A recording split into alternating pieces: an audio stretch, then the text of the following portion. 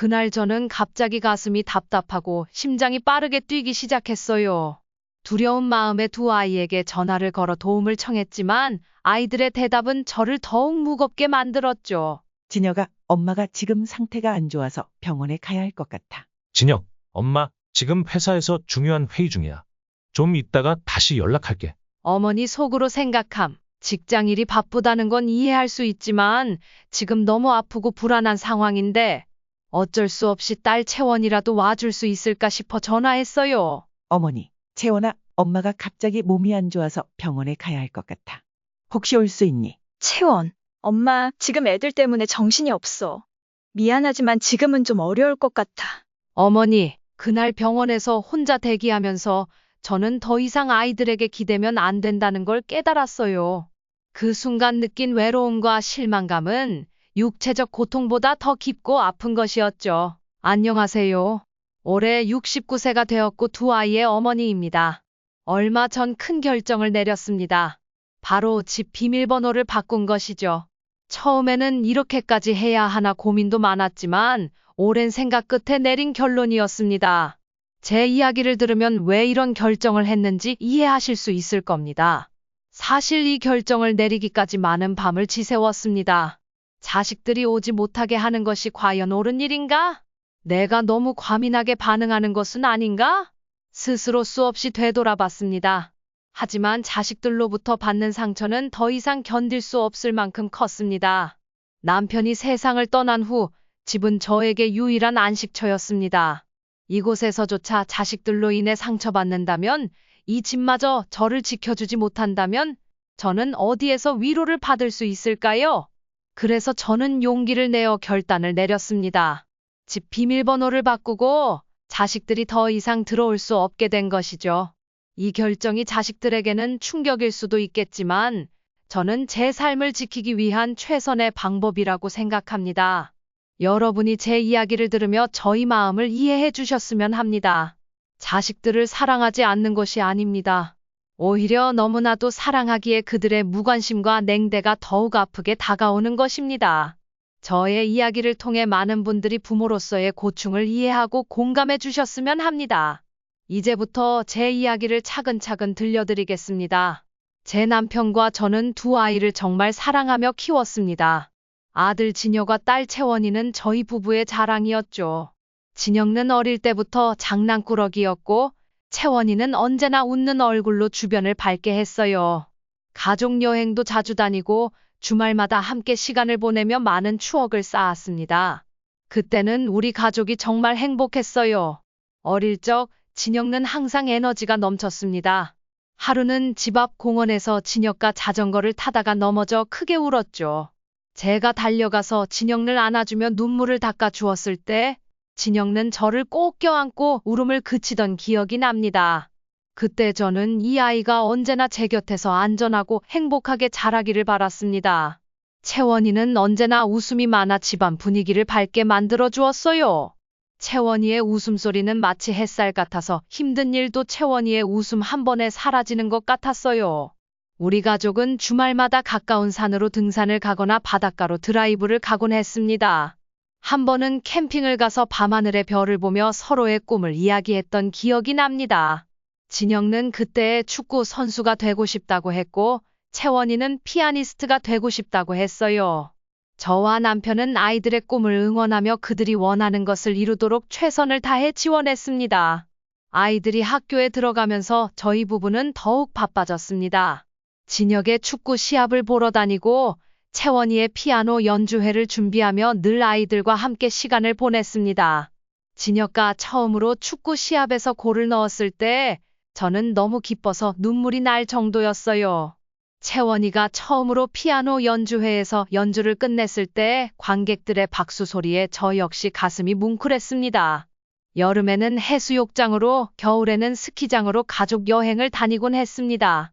한 번은 제주도로 여행을 갔는데 그곳에서 함께 자전거를 타며 아름다운 풍경을 즐겼던 기억이 납니다.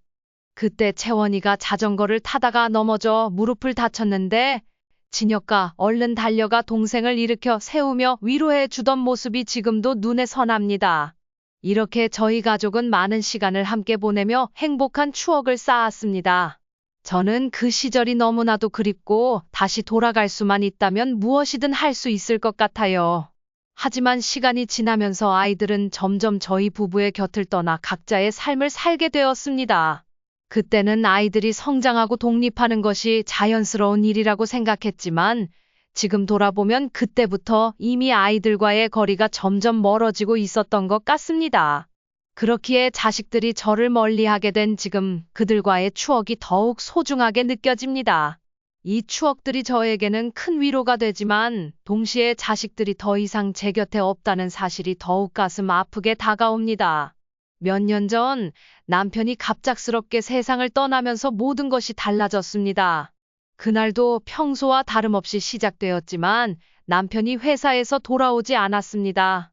평소에는 저녁이 되면 집에 들어와 밝게 인사하던 남편이었는데 그날은 아무런 소식이 없었습니다. 시간이 지날수록 불안감은 커져만 갔습니다.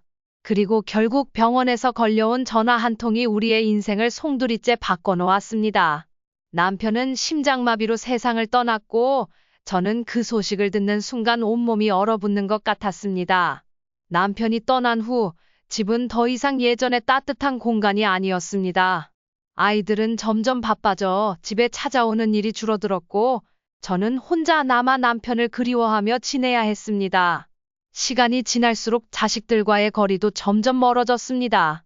결국 저는 결심했습니다. 이 집만큼은 저희 평온을 지키기 위한 공간으로 남겨두기로 말입니다. 한순간에 저희 반쪽을 잃어버린 것 같았습니다. 남편은 저의 삶의 동반자이자 우리 가정의 기둥이었기에 그의 갑작스러운 죽음은 저에게 너무나 큰 충격이었고 그 슬픔을 어떻게 견뎌야 할지 몰랐습니다. 그 순간부터 제 삶은 완전히 달라지기 시작했습니다. 남편이 없어진 후 저희 가정은 완전히 변했습니다. 남편이 살아있을 때는 집이 언제나 따뜻하고 활기찼습니다. 그의 웃음소리와 다정한 말투, 그리고 그가 만들어내던 따뜻한 분위기가 우리 가족을 항상 행복하게 해주었죠. 아침이면 남편이 가족을 위해 준비하던 커피향이 집안 가득 퍼졌고, 저녁이면 가족이 둘러앉아 함께 식사하던 시간이 그리워집니다. 하지만 이제 그 따뜻함은 사라지고 차가운 공기만이 남아 있었습니다. 집 곳곳에는 그의 흔적이 남아 있었지만 그 흔적들은 저에게 깊은 슬픔과 외로움을 안겨주었습니다. 그의 책상 위에 놓인 안경, 그의 향이 배어있는 옷들, 그의 손때가 묻은 도구들. 이 모든 것이 저에게는 견디기 힘든 아픔이었습니다. 진혁과 채원이도 그 사실을 받아들이기 어려워했지만 각자의 삶에 집중하기 시작했습니다.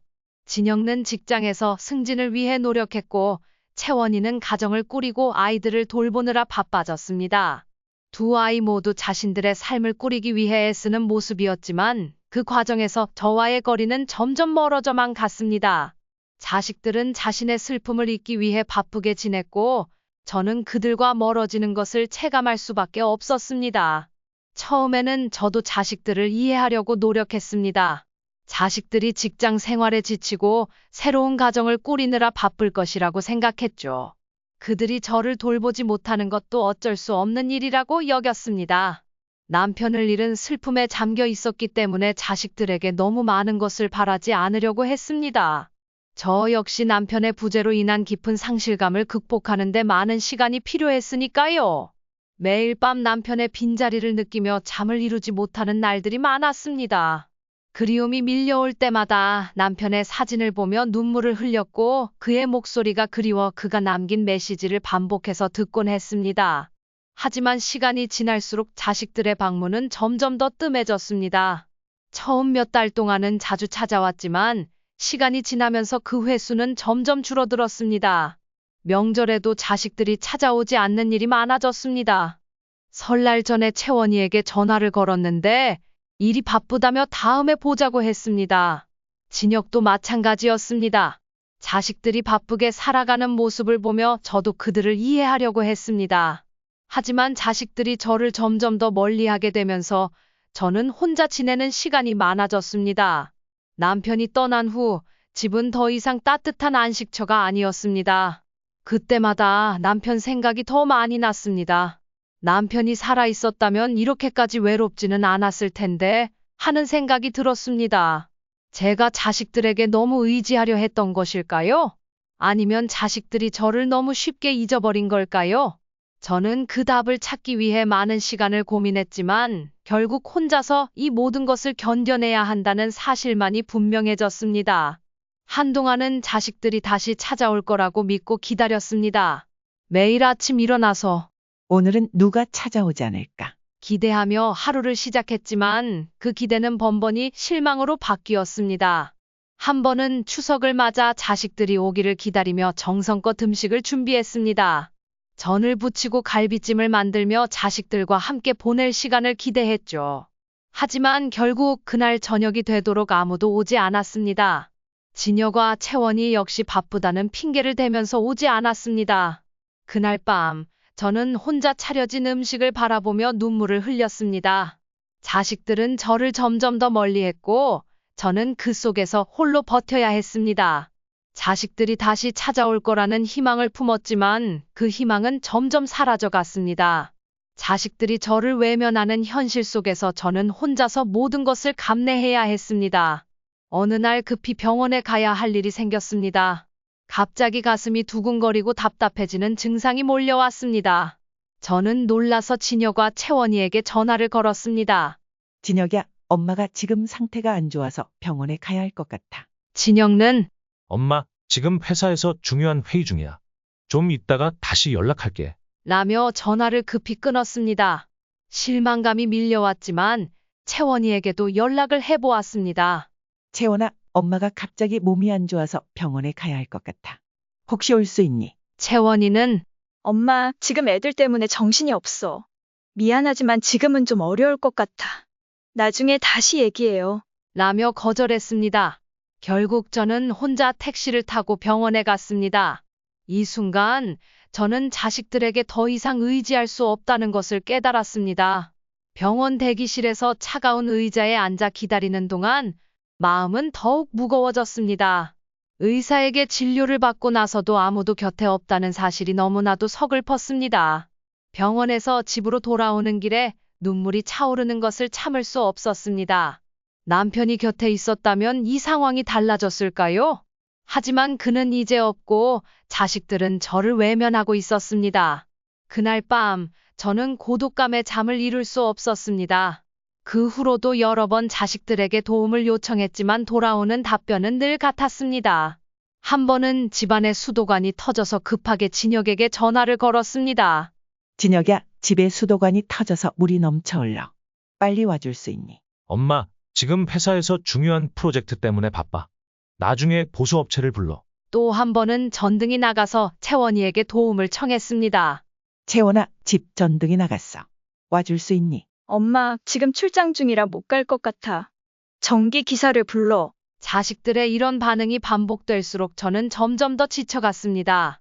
자식들에게는 제가 더 이상 우선순위가 아니란 사실이 너무나도 분명해졌습니다. 자식들은 바쁘다는 이유로, 시간이 없다는 이유로 늘 저를 뒷전으로 밀었습니다. 한 번은 고관절이 아파서 병원에 다녀왔을 때였습니다. 그때도 혼자였습니다. 치료를 받고 집으로 돌아왔을 때 저는 너무 지쳐 있었습니다. 다시 진혁에게 전화를 걸었습니다. 진혁이야, 엄마가 오늘 병원에 다녀왔는데 너무 힘들어. 엄마, 정말 미안한데 지금 바빠요. 나중에 전화할게. 실망스러웠지만 채원이에게도 전화를 걸었습니다. 채원아, 엄마가 오늘 병원에 다녀왔어. 엄마, 오늘 애들 학원 데려가야 해서 통화할 시간이 없어. 다음에 얘기해요. 그날 저는 혼자서 저녁을 준비하고 혼자서 집안을 정리했습니다. 자식들이 더 이상 저를 돌보지 않는다는 사실이 점점 더 분명해졌습니다. 그들의 바쁘다는 말 속에 숨겨진 무관심이 저를 더욱 외롭게 만들었습니다. 제 68번째 생일이 다가왔습니다.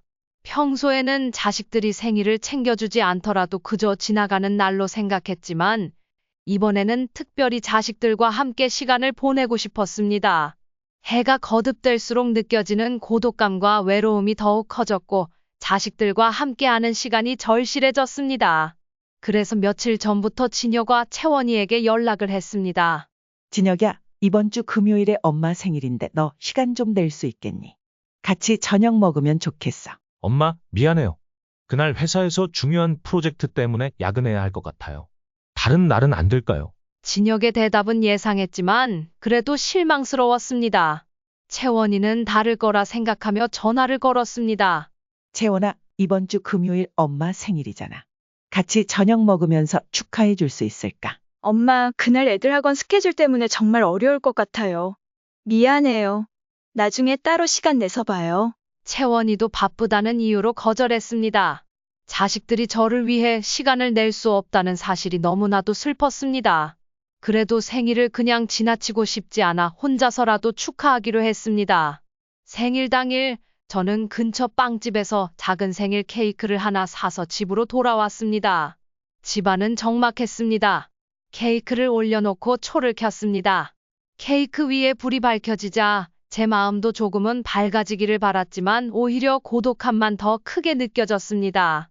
저는 홀로 앉아 촛불을 바라보며 조용히 생일 축하 노래를 불렀습니다. 생일 축하합니다. 생일 축하합니다. 사랑하는 옥순이 생일 축하합니다. 노래를 부르는 내내 목이 메었습니다. 자식들과 함께 보낼 수 있었다면 얼마나 좋았을까 생각하니 눈물이 차올랐습니다. 촛불을 끄기 전에 소원을 빌었습니다. 제발 자식들이 저를 좀 더 이해하고 찾아와 주기를. 촛불을 후 불어 끄고 나서 케이크를 잘라 혼자서 한 조각을 먹었습니다. 하지만 아무리 맛있는 케이크라도 혼자 먹으니 씁쓸하기만 했습니다. 자식들에게 전화를 걸어보려 했지만 그마저도 망설여졌습니다. 이미 거절당한 상태에서 다시 전화를 걸어봤자 더 큰 실망감만 안겨줄 것 같았습니다. 눈물이 흘렀지만 그 눈물조차도 위로가 되지 않았습니다. 남편이 살아있었다면 그는 절대 저를 이렇게 홀로 두지 않았을 것입니다. 자식들이 바쁘다는 이유로 제 생일을 외면한 현실이 너무나도 가혹하게 느껴졌습니다. 그날 밤 저는 혼자서 침대에 누워 눈을 감았습니다. 생일을 축하받지 못한 서글픈 마음이 가슴 깊이 남아 잠들기가 힘들었습니다. 자식들과 함께했던 과거의 추억들이 스쳐 지나갔고 그때가 그리웠습니다. 자식들이 점점 더 저를 멀리하는 현실을 받아들이는 것이 너무나도 고통스러웠지만 결국 저는 이 고독한 생일을 통해 자식들과의 거리감을 다시금 실감하게 되었습니다. 작년에는 손자의 첫 돌잔치가 있었습니다. 저는 손자의 첫 돌을 기념하는 중요한 순간을 놓치고 싶지 않았어요. 그래서 돌잔치 준비에 조금이라도 도움을 주고 싶어 아들 진혁에게 연락했습니다. 진혁이야, 돌잔치 준비하는데 내가 도와줄 거 있으면 말해줘. 너희가 바쁠 테니 내가 도와줄게. 하지만 진혁는 이미 모든 것을 준비했다며 오지 않아도 된다고 했습니다. 엄마, 다 준비됐으니 굳이 오지 않아도 돼요. 저희가 알아서 할게요. 그래도 손자의 첫 돌이니 참석하고 싶어서 직접 찾아갔습니다. 돌잔치 당일 저는 예쁜 한복을 입고 정성껏 준비를 마치고 집을 나섰습니다. 손자의 첫 돌은 저에게도 큰 의미가 있는 날이었으니까요. 하지만 돌잔치 장소에 도착했을 때 저를 반겨주는 사람은 아무도 없었습니다. 진혁과 며느리는 손님들을 맞이하느라 바빴고 저는 그저 구석에서 멀리 서 있을 수밖에 없었습니다. 마음속에 쓸쓸함이 밀려왔지만 손자의 얼굴을 보는 것만으로도 위로가 될 것이라 생각하며 자리를 잡고 앉았습니다. 돌잔치가 진행되는 동안 여러 번 외로움을 느꼈습니다. 가족 사진을 찍을 때도 저를 빼고 찍었고 저는 그저 멀리서 그 장면을 지켜봐야 했습니다. 가족 사진을 찍는 순간은 특히 마음이 아팠습니다. 손자를 안고 행복해하는 진혁과 며느리 그리고 그들의 친구들이 찍는 사진 속에 저는 없었습니다. 자리를 찾아 앉아있던 저는 마치 남의 집 행사에 온 것 같은 기분이 들었습니다. 주변 사람들은 저를 신경 쓰지 않았고 저는 그저 한켠에서 홀로 식사를 해야 했습니다. 돌잔치가 끝나고 돌아오는 길에 저는 참으로 많은 생각이 들었습니다. 그날 집으로 돌아오면서 왜 제가 이토록 외로운지 스스로에게 물었습니다. 내 아들 진혁는 왜 나를 이렇게 대할까? 나는 무엇을 잘못했을까? 손자의 첫 돌잔치는 제가 손꼽아 기다리던 순간이었지만 그날의 경험은 저에게 큰 상처로 남았습니다. 돌잔치가 끝난 후 집으로 돌아오는 길은 유난히 길고 힘들게 느껴졌습니다. 집에 도착해 한참을 울었던 기억이 납니다. 자식들에게는 그저 짐이 된 걸까? 나는 더 이상 필요 없는 존재일까 하는 생각이 머릿속을 떠나지 않았습니다. 손자의 첫돌이라는 특별한 날에도 저는 그저 방관자로서 역할밖에 할 수 없었습니다. 이런 상황이 계속될수록 저의 마음은 점점 더 무너져 내렸습니다. 그날 이후로 저는 자식들과의 관계에 대해 깊이 생각하게 되었고, 스스로를 지키기 위한 결단을 내리게 되었습니다. 이렇게 저는 손자의 첫 돌잔치에서도 외로움을 느꼈고, 그날의 경험이 제 마음에 깊은 상처로 남았습니다.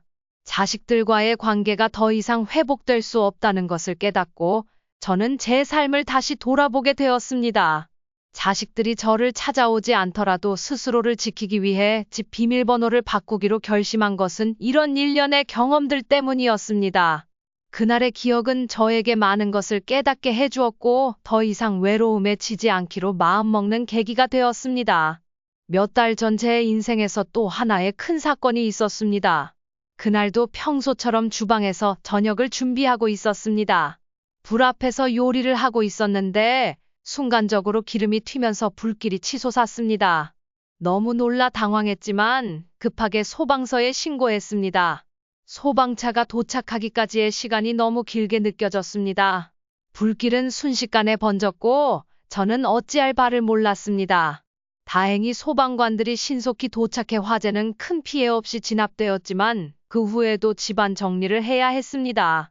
주방은 엉망이었고 연기 냄새는 집안 곳곳에 배어 있었습니다. 몸도 좋지 않은 상태에서 모든 걸 혼자 해결하려니 힘에 부쳤습니다.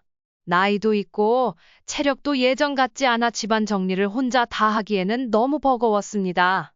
그래서 아들 진혁과 딸 채원이에게 도움을 청했습니다. 전화를 걸어 상황을 설명하며 진혁이야, 채원아, 엄마가 큰일이 났어. 주방에 불이 나서 지금 집이 엉망이야. 와서 좀 도와줄 수 있겠니? 라고 부탁했습니다. 그러나 두 사람 모두 바쁘다는 이유로 오지 못하겠다는 답변을 했습니다. 엄마, 불 다 끈 거죠? 지금 못 가요. 나중에 갈게요. 엄마, 애들 돌봐야 해서 나갈 수가 없어요. 다음에 도와줄게요. 그때 저는 더 이상 자식들에게 의지할 수 없다는 사실을 다시금 실감하게 되었습니다. 결국 저는 이웃의 도움을 받아 집을 정리해야 했습니다. 같은 아파트에 사는 이웃들이 상황을 알고 도와주겠다고 나섰습니다. 그분들은 정말 친절하게 저를 도와주셨습니다. 이웃들의 따뜻한 마음과 도움을 받으면서도 자식들이 아닌 이웃들에게 의지해야 하는 현실이 너무나도 썩을펐습니다. 머릿속에는 계속해서 자식들에게 나는 더 이상 중요한 존재가 아닐까라는 생각이 떠나지 않았습니다. 이웃들이 주방을 정리하고 집안 곳곳에 배어있던 연기 냄새를 없애기 위해 환기를 시키고 그릇과 주방 도구들을 하나하나 닦아주는 모습을 보면서 저도 모르게 눈물이 흘렀습니다. 이웃들의 따뜻한 손길에 감사하면서도 자식들에게는 이런 따뜻함을 기대할 수 없다는 현실이 너무 가슴 아팠습니다. 그날 이후로 저는 자식들과의 관계에 대해 더욱 깊이 생각하게 되었습니다. 진혁과 채원이의 바쁜 생활을 이해하려고 노력했지만 부모로서 이런 긴급한 상황에서조차 도움을 받을 수 없다는 사실은 저에게 큰 상처로 남았습니다. 더 이상 자식들에게 의지할 수 없다는 것을 깨달았고 이 사건은 제 결심을 더욱 확고하게 만들었습니다. 자식들이 아닌 저 스스로의 삶을 지키기 위해 집 비밀번호를 바꾸기로 한 결정을 더 이상 주저할 필요가 없다는 것을 확신하게 되었습니다. 자식들에게 미안한 마음도 있었지만 더 이상 외로움과 실망 속에서 살고 싶지 않았습니다. 그날 밤 비밀번호를 바꾸기 전에 많은 생각이 스쳤습니다. 자식들에 대한 그리움과 실망 그리고 나 자신을 지키고자 하는 의지가 머릿속을 복잡하게 만들었습니다. 자식들이 부모에게 이렇게까지 무관심할 수 있다는 사실이 저를 깊은 상처로 몰아넣었고 비밀번호를 입력하는 순간 저의 손은 떨렸습니다. 이 결심이 옳은지 자식들이 이 변화를 어떻게 받아들일지 걱정되었습니다. 그동안 자식들에게 실망하며 살아온 시간이 머릿속을 스쳤고 매번 다가오지 않는 자식들을 기다리며 느꼈던 외로움과 고독감이 다시 떠올랐습니다. 하지만 마음속 깊은 곳에서는 이 결정이 필연적이라는 것을 알고 있었습니다. 더 이상 자식들에게 실망하지 않기 위해 그리고 나 자신을 지키기 위해 저는 이 결정을 내려야만 했습니다. 비밀번호를 바꾸고 난 후 저는 한동안 집안에서 눈물을 흘렸습니다. 자식들에게 이런 결정을 내릴 수밖에 없었던 제 자신이 서글펐습니다. 하지만 이 결정을 통해 자식들이 저를 얼마나 소중히 여기고 있는지 깨닫게 되기를 바랐습니다. 자식들이 이 변화에 놀라 자신들의 행동을 반성하기를 희망했습니다. 처음에는 마음이 무거웠고 자식들이 언제 찾아올지 모른다는 불안감과 그들이 비밀번호가 바뀐 것을 알았을 때의 반응이 두려웠습니다. 그들이 집에 찾아와 문이 열리지 않자 저에게 연락할 때 어떤 말을 해야 할지 고민도 많이 했습니다. 그러나 시간이 지날수록 오히려 마음이 편해졌습니다. 더 이상 자식들이 언제 찾아올지 또 언제 실망할지 고민하지 않아도 되었기 때문입니다. 자식들의 방문을 기대하며 매일매일 실망하던 그 시간이 이제는 저에게 자유를 주었습니다. 더 이상 누군가의 방문을 기다리며 불안해하지 않고 제 삶을 스스로 꾸려나갈 수 있게 되었습니다. 비밀번호를 바꾼 것은 저에게 새로운 시작을 의미했고 이제는 자식들이 아닌 나 자신을 위한 시간을 보내기로 결심했습니다. 비밀번호를 바꾼 후 저는 새로운 삶의 방향을 찾기 시작했습니다. 더 이상 자식들의 방문을 기다리며 하루하루를 보내지 않기로 결심했습니다. 대신 새로운 취미를 찾고 동네 친구들과 더 많은 시간을 보내기 시작했습니다. 저희 동네에는 다양한 동호회와 활동이 있었습니다. 그 중에서 저는 오랫동안 잊고 지냈던 그림 그리기를 다시 시작하기로 했습니다. 젊었을 때부터 좋아했던 그림 그리기는 결혼하고 아이들을 키우면서 점점 멀어졌던 취미였습니다. 지역 미술 동호회에 가입해 매주 모임에 참석했고 그곳에서 만난 사람들은 저에게 많은 위로와 격려를 주었습니다. 처음에는 붓을 잡는 것조차 어색했지만 시간이 지날수록 점점 익숙해졌습니다. 캔버스 위에 색을 입히고 제 마음속 풍경을 표현하는 과정은 저에게 큰 기쁨이 되었습니다. 그림을 그리면서 느끼는 평온함과 성취감은 저에게 큰 위안이 되었습니다. 자식들에 대한 그리움과 서운함도 점차 그림 속에 녹아들었습니다. 또한 동네 친구들과 더 자주 만남을 가지게 되었습니다. 아파트 단지 내 같은 동네에 사는 비슷한 나이대의 분들과 친분을 쌓으며 함께 산책을 하거나 작은 모임을 열어 이야기를 나누며 외로움을 잊었습니다. 때로는 서로의 집에서 차를 마시며 위로를 나누기도 했습니다. 친구들과의 대화는 저희 외로움을 덜어주었고 새로운 에너지를 얻을 수 있게 해주었습니다. 각자의 인생 경험과 지혜를 나누며 저도 많은 것을 배울 수 있었습니다. 자식들과의 관계로 힘들어하는 것이 저 혼자만의 문제가 아니라는 것도 깨달았고 서로를 위로하고 격려하며 힘을 얻었습니다. 동네 친구들과의 모임에서 웃고 떠들며 시간을 보내는 동안 저는 점점 자식들의 부재에 대한 아픔에서 벗어날 수 있었습니다. 새로운 취미와 친구들과의 만남을 통해 저는 제 삶의 새로운 의미를 찾을 수 있었습니다. 자식들이 아닌 나 자신을 위한 삶을 살아가는 것이 얼마나 중요한지를 깨닫게 되었습니다. 비밀번호를 바꾸는 결심은 저에게 큰 변화를 가져왔고 저는 다시금 제 삶을 살아가기로 결심했습니다. 물론 때때로 자식들 생각이 나지 않는 것은 아닙니다. 특히 명절이나 특별한 날에는 더욱 그렇습니다. 하지만 이제는 그 생각이 저를 완전히 지배하지 않습니다. 만약 자식들이 이 이야기를 듣게 된다면 그들이 제 마음을 이해하길 바랍니다. 부모의 사랑은 무한하지만 때로는 그 사랑이 상처가 될 수 있다는 것을 알아주었으면 좋겠습니다. 제가 내린 결정이 그들에게도 큰 깨달음이 되길 바랍니다. 부모로서 자식들을 위해 최선을 다해왔지만 자식들의 무관심은 저에게 깊은 상처를 남겼습니다. 자식들에게 마지막으로 하고 싶은 말은 부모의 사랑을 당연하게 여기지 말라는 것입니다.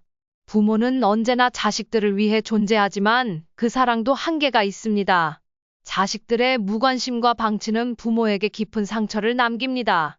부모의 사랑을 소중히 여기고 그 사랑을 표현하는 것이 얼마나 중요한지를 자식들이 깨닫기를 바랍니다. 저는 비밀번호를 바꾸며 자식들에게 이러한 메시지를 전하고자 했습니다. 여러분도 저와 같은 상황에 처해 있다면 자신을 잃지 말고 끝까지 스스로를 지켜나가길 바랍니다.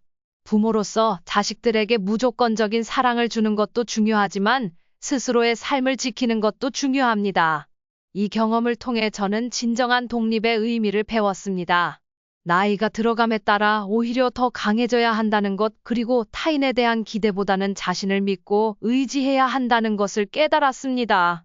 이제 저는 새로운 삶을 시작할 준비가 되었고, 앞으로 어떤 변화와 도전이 올지 기대하고 있습니다.